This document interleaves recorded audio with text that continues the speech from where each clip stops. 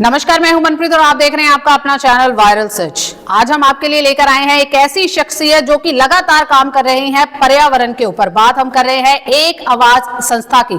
बहुत सारे गुरुग्राम के लोग हैं जो इस नाम से बहुत भली भांति परिचित है, क्योंकि बहुत लोगों ने देखा है कि जो रोड साइड पे लगातार काम चल रहा है एक आवाज संस्था का, पेड़ पौधों को पानी देना हो या उनकी छटाई करनी हो, कटाई करनी हो, लगातार उसका काम चल रहा है।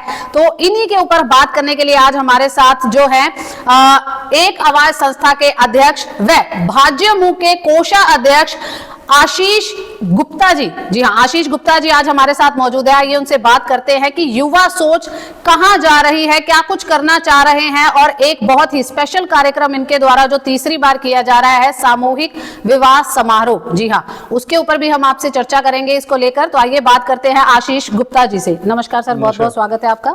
सबसे पहले सर जानना चाहेंगे कि एक आवाज संस्था के आप अध्यक्ष हैं, लगातार काफी सुर्खियों में आया कि पर्यावरण के ऊपर एक आवाज संस्था ने जो एक बीड़ा उठाया कि जो पूरे बेल्ट्स हैं उनको क्लियर करने का भी काम करा। अभी 2023 की शुरुआत हो चुकी है, तीसरा दिन है आज उसका। तो क्या कुछ एजेंडा लेकर चल रहे हैं कि क्या कुछ करना चाह रहे हैं समाज के लिए? देखिए, इसमें एक आवाज संस्था 2016 से अपने कार्य कर रही है और 2020 में हमने इसको रजिस्टर्ड करवाया है हरियाणा सरकार में, और 20 से लगातार हम अपने इसमें तकरीबन तीसरा रक्तदान शिविर लगाने वाले हैं और तीसरा सामूहिक विवाह करवाने वाले हैं। पिछले 2 रक्तदान शिविर में हमारी जो पहली यूनिट हमने करवाई थी, इसमें वो हमारी सबसे अच्छी 201 यूनिट, जो एक संस्था के लिए, नई संस्था के लिए बहुत अच्छा नंबर जिसको कहते हैं वो था जी। और दूसरे रक्तदान शिविर में हमारी वही बढ़कर 307 यूनिट हो गई थी जी। तो इसी को देखते हुए इस बार हम फिर से 15 जनवरी को ब्लड डोनेशन कैंप, तीसरा जो हमारा रक्तदान शिविर है वो लगा रहे हैं। उसके अलावा हमारे पास एक सितंबर से लेके मार्च तक का एक ऐसा टाइम होता है जिसमें हम पेड़ पौधों का काम नहीं कर सकते जी। तो इसको देखते हुए हमने रक्तदान शिविर प्लस में अपना ये सामूहिक विवाह कार्यक्रम, बेटियों की शादियों का, ये हमने रखे थे। इसमें आगे बढ़ते हुए हमने पीछे अभी एक स्वास्थ्य के ऊपर भी पटेल नगर पीएचसी में डिमांड आई थी, भाई मेडिसिन की कमी है जी। और अगर आपकी तरफ से अगर हो सके तो थोड़ा, तो हमारी संस्था ने वहाँ पे भी हेल्प करी थी, मेडिसिन वगैरह वहाँ पे हम दे के आए थे। तो इसको आगे लेते हुए चल रहे हैं और आने वाले 2023 में हमारा तकरीबन 15 जनवरी को हमारा ब्लड डोनेशन कैंप है सेक्टर 15 पार्ट 2 कम्युनिटी सेंटर में, जिसका हमने सोचा है। और इसमें भी हम एक अच्छी यूनिट्स गवर्नमेंट को देना सोच रहे हैं कि हम उनको देंगे जी। और इसके अलावा 26 फरवरी को सामूहिक विवाह कार्यक्रम, जो कि तीसरा सामूहिक विवाह कार्यक्रम है हमारी संस्था का, उसको भी हम पूर्ण रूप से करने की कोशिश कर रहे हैं। और उसमें 11 बेटियों की हमने सोची है, अगर उसमें और भी बेटियां हमारे रजिस्ट्रेशन करवाते हैं तो हम उनको भी उसमें इंक्लूड करके और उनका भी विवाह करवाने की कोशिश करेंगे। तो आशीष जी, बात है कि तीसरा सामूहिक विवाह समारोह आप कर रहे हैं, तो आसान बात नहीं है। एक बेटी की अगर शादी करनी हो तो बाप के कंधों पर बहुत बड़ा, ऐसे करते हैं, जिम्मेदारी होती है। 11 बेटियों की शादी एक संस्था के द्वारा करवाई जा रही है। तो पहले 2 कार्यक्रम आपको कैसा लगता है कि क्या वो सफल रहे कि तीसरे कार्यक्रम का भी आपने जिम्मेदारी संभाली आपकी संस्था ने?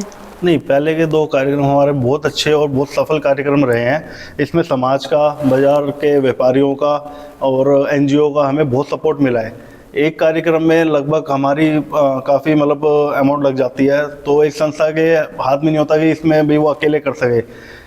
पीछे विधायक जी, हमारे माननीय विधायक जी हैं सुधीर सिंगला जी, उनसे भी हमने हेल्प ली थी और उन्होंने एक आवाज संस्था को पिछले 2 साल से लगातार अच्छी हेल्प दे रहे हैं वो, और एक अच्छी अमाउंट वो हमें एक तोहफे के रूप में देते हैं, जिससे कि हम उसको आगे कार्रवाई कर सकते हैं। और इस बार का भी जो हमारा सामूहिक विवाह का कार्यक्रम है, ये एक बहुत अच्छा और भव्य कार्यक्रम हम इसके सोच रहे हैं, और जो कि 26 फरवरी को कार्यक्रम होगा, उसमें बहुत भव्य तरीके से हम इसको पूर्ण रूप से पूरा करेंगे। तो इसमें किस तरीके से जो है लोग आपसे जुड़ सकते हैं, या कोई गरीब की बेटी है वो कैसे आपसे जुड़ सकते हैं? किस तरीके से अगर कोई फंडिंग भी करना चाहे तो वो कैसे आपसे कनेक्ट कर सकते हैं? अगर कोई हमारे साथ जुड़ना चाहता है तो वो मेरे निजी नंबर पर हमसे संपर्क कर सकता है। या फिर हमारा ऑफिशियल नंबर है एक आवाज़ का 9577395778, इस पे भी वो हमसे संपर्क कर सकते हैं। उसके अलावा कोई हमें फंडिंग करना चाहता है तो हमारा ये नंबर पेटीएम पे भी है। इसके अलावा कोई हमें चेक देता है या कुछ चेक के माध्यम से भी करता है तो उसका भी पूरा प्रावधान है। अकाउंट वगैरह हमारा एक आवाज़ का ऑफिशियली सब कुछ खुला हुआ है, और रजिस्टर्ड संस्था होने का फायदा है कि इसका कोई दुरुपयोग या कुछ इस तरह का नहीं होता। अगर कोई बंदा हमारी संस्था में 1 रुपया भी देता है जी तो हम उसको 1 रुपए की भी पर्ची काट के देते हैं कि भाई संस्था में उसने 1 रुपये डोनेट करा है। तो हमारी संस्था में ये चीज़ बड़ी क्लियर और सख्ताई से इसमें होती है कि हम कोई भी अगर हमारे पास डोनेशन आता है, चाहे 1 रुपया हो, चाहे 1 लाख हो, चाहे 10 लाख हो, समाज की सेवा पर ही लग रहा है, समाज की सेवा पर ही लगता है। उसको हम अतिरिक्त संस्था के कार्यों पे या वैसे नहीं लगाते। आशीष जी, ये तो रहा आपका सामाजिक क्षेत्र की, आप एक संस्था के साथ जुड़े हुए हैं, आप उसके अध्यक्ष हैं। बात करें राजनीति की, क्या आपको लगता है कि सामाजिक क्षेत्र में होते होते हमें राजनीति में भी आना जरूरी है? देखिए, जैसे राजनीतिक क्षेत्र में आने का बहुत बड़ा लाभ होता है जी। उससे आप प्रशासनिक लोगों से टच में आके आपको सीखने को भी मिलता है और कैसे आप कार्य कर सकते हैं और उन कार्य को और कितना बेहतर करवा सकते हैं जी। आपकी एक उनसे ट्रेनिंग बन जाती है कि भाई आप इस कार्य को इस माध्यम से और इस तरीके से बहुत अच्छा करवा सकते हैं। तो मेरा मानना है कि राजनीतिक क्षेत्र में आना उतना ही जरूरी जितना आप सोशली काम कर रहे हैं। तो राजनीतिक क्षेत्र की भी बात करें तो वार्ड 18 से आपका नाम काफी आगे आ रहा है, या बात करें कि भावी पार्षद के उम्मीदवार के तौर पर आपका नाम आगे आ रहा है, तो क्या कुछ एजेंडा लेकर चलेंगे कि वार्ड 18 की क्या मुश्किलात है कि जिसके ऊपर आप काम करेंगे? देखिए मंत्री जी, इसमें नाम आगे आ रहा है, एक अच्छी बात है अगर देखा जाए तो, मगर मैं एक संगठन का कार्य करता हूँ। भाजपा संगठन ने मुझे एक कार्यकर्ता के रूप में अपनाया है और उसको ही लेके, संगठन के काम को ही लेके मैं आगे चल रहा हूँ। संगठन ने मुझे जो कार्य दिए हैं मैं कोशिश करता हूँ बखूबी उनको पूरा करूँ, और एक आगे चलने का जो मेरा नज़रिया है वो भी यही है कि मैं अपने संगठन को मजबूत करता हुआ चलूँ। तो संगठन ने कई कार्य मेरे जिम्मे लगाए हैं कि भाई आप यहाँ जाए, ऐसे कार्य करें, हम वो सब कर रहे हैं। उसके अलावा संगठन ने जैसे हमारे माननीय मुख्यमंत्री जी ने अभी एक आयुष्मान कार्ड की लॉन्च करी थी, तो उसको देखते हुए हमने भी अपने ऑफिस में, अपने दफ्तर में जहाँ पे हम बैठते हैं वहाँ पे हमने ये स्कीम चालू करी है। उसमें हमने एक लड़का रखा है जो कि वहाँ पे free of cost Ayushman card हो गया, पीले कार्ड जो हो गए, आजकल एक नेसेसरी, जो गरीब लोग हैं उन तक वो पहुँचने चाहिए, तो वो सुविधाएं हम संगठन के मार्गदर्शन पर वो पूरी कर रहे हैं और लगातार इस पर हमारा कार्य चल रहा है।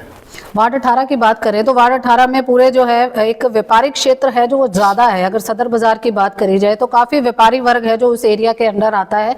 तो क्या कुछ दिमाग में चल रहा है कि क्योंकि व्यापारी वर्ग भी जो है कोविड के बाद काफी ज्यादा परेशान हुए हैं, कोई ऐसी सहूलत जो आपने सोची हो कि हाँ मिलते जुलते, कभी उन्होंने भी बोला हो कि हाँ भाई ये हमारी दिक्कतें हैं, तो किस तरीके से उनका समाधान करेंगे?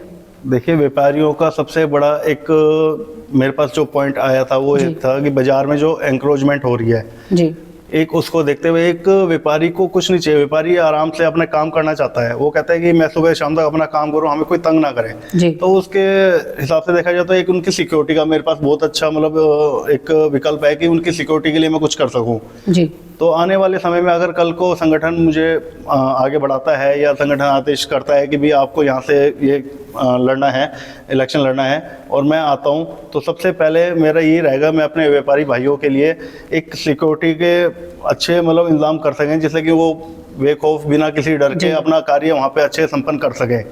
और दूसरा एक एंक्रोचमेंट का मुझे मुद्दा लगता है जिसमें व्यापारी भी भाई जितने भी हैं वो साथ हैं कि भी एंक्रोचमेंट इतनी नहीं होनी चाहिए, क्योंकि जितनी ज़्यादा एंक्रोचमेंट होती है बाज़ार में उतना ही कस्टमर कम आता है, जो मुझे लगता है। क्योंकि मैं एक खुद व्यापारी हूँ और मैं भी सदर बाज़ार से ही बिलोंग करता हूँ, पिछले 60 साल से हमारा वहीं पर काम है। तो ये चीज़ मैंने भी मतलब ऑब्जर्व करी है कि अगर आप एंक्रोचमेंट ज़्यादा करेंगे, आप एक हद से ज़्यादा बाहर आएंगे, तो वहाँ पे कस्टमर भी आने में हिचकता है कि यार यहाँ पे ना तो पार्किंग की सुविधा है, ना यहाँ पे चलने में सुविधा है, तो वो कोशिश करते हैं कि यार कोई नहीं, आप कहीं और जाके अपना सामान वगैरह खरीद लेते हैं। तो वो चीज़ देखते हुए व्यापारियों से बात करके, जैसे भी व्यापारी भाई मुझे आदेश करेंगे और वो कहेंगे भी इसमें आप जो भी हल निकलता है उसको करिए, तो मैं पूरी कोशिश करूंगा कि मैं उनके सारे हल निकाल के और उसको प्रशासन के साथ एक तालमेल बिठाने का भी कार्य करने की मैं पूरी कोशिश करूंगा, जिससे कि क्योंकि व्यापारी और प्रशासन दोनों एक ऐसे रूप में है कि दोनों बिना एक साथ मिले नहीं चल जी, सकते। जी। तो मैं उसमें एक कड़ी का काम करने की कोशिश करूंगा। अभी अगर व्यापारियों की कोई दिक्कत है या कुछ है तो प्रशासन तक वो पहुंचा के उनको आपस में टाई अप करवा के और एक कड़ी के रूप में उनको आगे लेके जाने का मैं प्रयास करूंगा पूरा। आशीष जी, अंत में क्या मैसेज देना चाहेंगे गुरुग्राम वासियों को? अंत में मैं गुरुग्राम वासियों को सिर्फ एक ही अपील करना चाहूँगा कि 26 फरवरी 2023 एक बहुत भव्य कार्यक्रम बेटियों के लिए है, हम करने वाले हैं, जिसमें हम सामूहिक विवाह करेंगे। और हमारा ये कार्यक्रम एक कार्यक्रम के रूप में नहीं होता कि भाई हम खाली बेटियों की शादी कर रहे हैं, हम अपनी बहनों की शादी कर रहे हैं। तो उसको देखते हुए मेरी आप सबसे एक ही अपील है कि जितना भी आपसे हो सके आप इसमें अपना समय, अपना योगदान जो भी आप दे सकते हैं वो दें। अगर आपको योगदान करना है या हमसे जुड़ना है तो उसके लिए आप मेरा निजी नंबर 9999916991 इस पे आप संपर्क कर सकते हैं। उसके अतिरिक्त हमारा जो ऑफिशियल नंबर है आवाज़ का 9577395778, इस पे भी आप हमसे संपर्क करके और हमारी आप किसी भी रूप में सहायता कर सकते हैं। और मेरे हिसाब से ये एक बहुत पुण्य का काम है। किसी भी बेटी के विवाह में आपका एक छोटा सा योगदान भी उसकी ज़िंदगी बनाने में बहुत अच्छा सहयोग और एक आशीर्वाद के रूप में काम कर सकता है। धन्यवाद। बहुत बहुत धन्यवाद आशीष जी हमारे साथ बात करने के लिए। ये थे हमारे साथ आशीष गुप्ता जी, जो कि वार्ड नंबर 18 से हो सकते हैं भावी पार्षद उम्मीदवार अगर बीजेपी पार्टी ने मौका देती है, ऐसा कहना है इनका। और दूसरी बात अगर हम करें, बहुत ही पुण्य का कार्य किया जा रहा है 26 फरवरी, जी हाँ याद रखिए ये डेट 26 फरवरी की, बहुत ही पुण्य का कार्य किया जा रहा है एक आवाज संस्था के द्वारा, जो कि तीसरा सामूहिक विवाह समारोह कर रही है। अगर आप भी इनके साथ जुड़ना चाहते हैं कि किसी बेटी के लिए कुछ भी आप कन्यादान करना चाहते हैं तो आप इनके नंबरों पर कांटेक्ट कर सकते हैं।